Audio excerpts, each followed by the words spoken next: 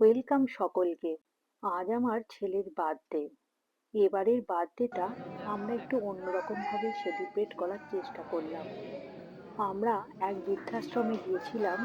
সেখানে ওনাদের সঙ্গে আজকে একটু টাইম স্পেন্ড করলাম। ভালোও লাগছিল, তার সঙ্গে একটু মনের মধ্যে কষ্টও লাগছিল। আমরা বেশি কিছু করতে পারবো না, কিন্তু যদি মাঝে সাঝে ওনাদের পাশে আমরা থাকতে পারি, তাহলে ওনাদেরও আমার মনে হয় কিছুটা ভালো লাগবে। তোমরাও যদি এরকম কিছু সোশ্যাল ওয়ার্ক করতে চাও, তোমরাও যেতে পারবে। দেখবে মনটা কিন্তু খুব ভালো লাগবে। ওনাদের সঙ্গে ওনাদের বাড়ির লোক থাকে না ঠিকই, আমরা যদি মাঝে সাঝে ওনাদের কাছে যাই, তাহলে কিন্তু ওনাদের খুব ভালো লাগে।